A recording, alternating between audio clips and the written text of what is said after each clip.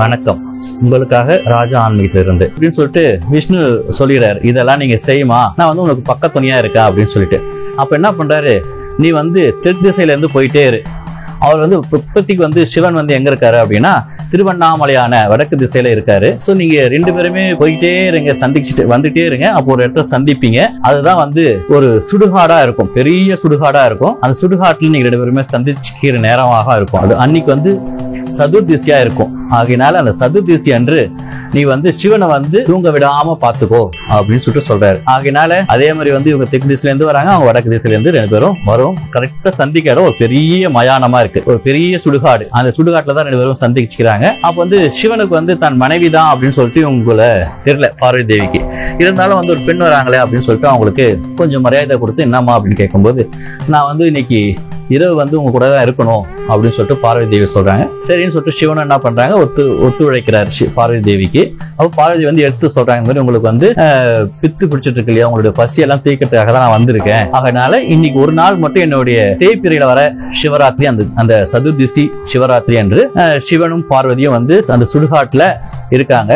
சிவனுக்கு வந்து தூக்கம் அப்படியே சொக்குது. ஏன்னா ரொம்ப நாளா தூங்கல இல்லையா, அங்கேயும் இங்கேயும் சுத்தி சுத்தி ரொம்ப டயர்ட் ஆயிட்டாரு. அந்த டயர்ட்ல சிவனுக்கு அப்படியே தூக்கம் அப்படியே தன்னை மீறி வருது. அப்புறம் வந்து பார்வதி தேவி தன் இடம் இருக்க அனைத்து வித்தைகளும், பாட்டு பாடுறது, நடனம் ஆடுறது, இசை மீட்கிறது அப்படின்னு சொல்லக்கூடிய அனைத்து இசை நிகழ்ச்சிகளும் அவங்க நடத்துறாங்க. அதாவது வந்து சிவன் வந்து தூங்கக்கூடாது அப்படின்னு சொல்லிட்டு நாட்டியம் ஆடுறது, குழல் ஊதுறது, வீணை இசைக்கிறது, பாட்டு பாடுறது, இந்த மாதிரி வந்து எல்லாத்தையும் பண்ணிக்கிட்டே இருக்காங்க. அப்ப வந்து சிவன் வந்து தூக்கத்துல இருந்தாலும் அதையும் மீறி பார்வதி தேவி செய்யற அனைத்து லீலைகளையும் பார்த்துட்டு இருக்காரு சிவன். ஆகையினால அந்த இரவு ஃபுல்லா முடிச்சுட்டே இருக்காங்க சிவனும் பார்வதி. முடிச்சுட்டு மறுநாள் காலையில 6 மணி விடியுது. அப்ப என்ன பண்றாரு விஷ்ணு பரமாத்மா, பக்கத்துக்கு அனைத்து கிராமங்களையும் போயிட்டு மக்களுக்கு எல்லாம் இந்த மாதிரி வந்து சிவனுக்கு வந்து ஒரு ஆபத்து வந்திருக்கு, ஆகையினால நீங்க சுண்டல் கொழுக்கட்டையெல்லாம் உங்களுக்கு என்னென்ன செய்ய முடியுமோ அது எல்லாமே செய்து கொஞ்சம் கொண்டு வாங்க அப்படின்னு சொல்லிட்டு விஷ்ணு பக்கத்துல கிராமங்கள்ல அனைத்து கிராமங்கள்லயும் போய்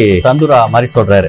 சரி, அவங்களும் இந்த மாதிரி விஷ்ணு பரமாத்மா சொல்றாங்களே சிவனுக்கு இந்த மாதிரி பிரச்சனை இருக்குன்னு சொல்லிட்டு அவங்களால முடிஞ்ச அனைத்து கொட்டை கொழுக்கட்டைன்னு சொல்லக்கூடிய சுண்டல்கள், எல்லா வகையான சுண்டல்கள், கொழுக்கட்டையில் நிறைய வகைகள் இருக்கு இல்லையா, அது மாதிரி எல்லா கொழுக்கட்டையும் செஞ்சு அந்த மயானத்துக்கு கொண்டு வராங்க. அதுக்குள்ளே என்ன பண்றாங்க, பார்வதி தேவி அங்க இருக்க ஆள்கள்லாம் வைத்து ஒரு பெரிய பள்ளமா எடுத்து தயார் நிலையில பார்வதி தேவி இருக்காங்க. அப்ப என்ன பண்றாங்க, ஊர் மக்கள் எல்லாத்தையும் எடுத்து வராங்க இல்லையா, அந்த பலகாரங்கள் இல்லையா ஒன்னா பிசைஞ்சு 3 உருண்டையா ஃபர்ஸ்ட் பார்வதி தேவி சொல்றாங்க. இது எல்லாமே தன் அண்ணனாகிய விஷ்ணு பரமாத்மா சொன்ன ஆலோசனைகளை படி பார்வதி தேவி ஒன்னொன்னா செஞ்சுட்டு இருக்காங்க. ஆகையினால இந்த இருக்க அனைத்து பலகாரங்களையும் 3 உருண்டையா ஃபர்ஸ்ட் செய்யறாங்க. இருக்க அனைத்து பலகாரங்களையும் முதல் உருண்டையை என்ன பண்றாங்க, அந்த கபாலத்துக்கு போடுறாங்க பார்வதி தேவி. அந்த கபாலம் வந்து அந்த ரொம்ப சுவையான, அந்த நமக்கு தெரியல இனிப்பு கொழுக்கட்டை எப்படி இருக்கும்னு சொல்லி தெரியும், ரொம்ப சுவையா இருக்கும். அந்த பூர்ண வச்ச கொழுக்கட்டை அந்த மாதிரி நிறைய வகைகள் இருக்கிறதெல்லாம் அதை சாப்பிட்டோன்னே ரொம்ப ருசி கண்டுச்சு அந்த கபாலம். ஆக இன்னும் கிடைக்குமான்னு அப்படியே சுத்தி பாக்குது. அப்போ வந்து என்ன பண்றாங்க பார்வதி தேவி, விஷ்ணு பரமாத்மா சொன்ன ஆலோசனைப்படி 2வது உருண்டையை எடுத்து பூமியில இப்படி செதறி போடுறாங்க. செதறி போட்டுனா அதெல்லாம் சாப்பிட்றதுக்காக அந்த கபாலம் வந்து ஓடி போய் அந்த செதறி இருக்கிறதெல்லாம் சாப்பிடுது. அதையும் எல்லா செதறி இருக்க உணவுகள்லாம் சாப்பிட்டும் அந்த கபாலத்துக்கு பசி அடங்கலை. 3வது உருண்டையை என்ன பண்றாங்க பார்வதி தேவி, பெரிய பள்ளம் ஒன்று எடுத்துக்காங்கன்னு சொன்ன இல்லையா, அந்த பள்ளத்துக்குள்ள அந்த உருண்டையை போடுறாங்க. அந்த கபாலம் ஆகிய பிரம்மனுடைய 5வது தலை என்ன ஆகுது அப்படின்னா அந்த பள்ளத்துக்குள்ள ஓடுது அந்த உணவை சாப்பிட்றதுக்கு. அப்புறம் பார்வதி தேவி என்ன பண்றாங்க, தன்னுடைய உக்ரகமான அவதாரத்தை எடுத்து ரொம்ப வேகமா மேல இருக்க மண்ணெல்லாம் தள்ளி அதுக்கு மேல ஏறி இப்படி உக்காடுறாங்க, மூச்சு வாங்கின அப்படின்னுட்டு. அவ்வளவுதாங்க, முடிஞ்சிச்சுங்க அந்த கபாலத்துடைய வேலை. இப்ப சிவன் ரொம்ப கொஞ்சம் கொஞ்சமா சாந்தமாயி தன்னுடைய சுய ரூபத்துக்கு வராரு. அந்த கபாலம் என்ன பண்ணுது, உள்ள இருக்கிறது மேல வரத்துக்கு ரொம்ப முயற்சி பண்ணுது. மேல சக்தி உக்காந்துட்டா, அப்புறம் எப்படி வர முடியும் அந்த கபாலத்தால. ஆகையினால அந்த கபாலம் வந்து உள்ளே அடங்கிருது. சிவனுக்கு பிடித்த பிரம்மாதி தோஷமும் போயிடுது. இந்த சக்தி என்ன பண்றாங்க, பார்வதி தேவியா சக்தி வந்து ரொம்ப உக்ரகமா அங்கேயே, ஏன்னா அவ்வளோ நைட் எல்லாம் முடிச்சுட்டு இருக்காங்க, உணவு இல்லாம இருக்காங்க, கணவனை பிரிஞ்ச ஒரு சோகம் வேற, இதெல்லாம் நடக்கவே ரொம்ப உக்ரகமா இருக்காங்க பார்வதி. அந்த நேரத்துல விஷ்ணு பரமாத்மா வந்து உன்னுடைய கணவனுக்கு இருந்த அனைத்து பிரச்சனைகளும் தீர்ந்துருச்சு. அது மாதிரி இந்த உலகத்துல இருக்க அனைத்து ஜீவராசிகளுடைய பிரச்சனையும் தீரணும் அப்படின்னா நீ இந்த மனம் மேட்டு மேலேயே நீ அமர்ந்து இருக்கணும் அப்படின்னு சொல்லிட்டு விஷ்ணு பரமாத்மா சொல்றாங்க. சரி, நான் நீங்க சொன்ன மாதிரியே நான் இங்கேயே இருக்கேன் அப்படின்னு சொல்லிட்டு அங்கேயே இப்படி படுத்துறாங்க.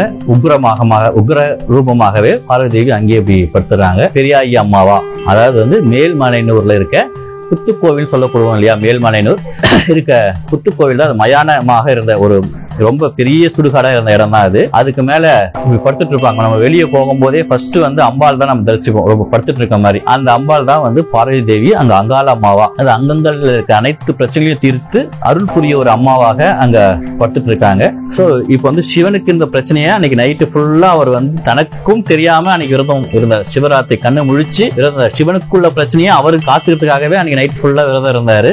அதுக்கு பார்வதி தேவியும் துணையா இருக்காங்க இல்லையா. அதுக்காக தான் நம்ம வந்து ஏதாவது நமக்கு பிரச்சனை இருக்கு, வாழ்க்கையில ரொம்ப சொல்ல முடியாத ஒரு துன்பங்கள் இருக்கு, மீண்டே வர முடியாத துன்பங்கள் இருக்கு அப்படின்றவங்க சிவராத்திரி அன்று காலையில இருந்து விரதம் இருந்து பரிபூர்ணமான பரிசுத்தமான இதயத்தோட அன்று முழுவதும் கண்முழித்து சிவன் நாமங்களை மட்டுமே சொல்லி சிவன் கோவிலுக்கு நடக்க இருக்க அன்று இரவு வந்து 4 பூஜைகள், 4 கால பூஜைகள் சொல்லுவாங்க.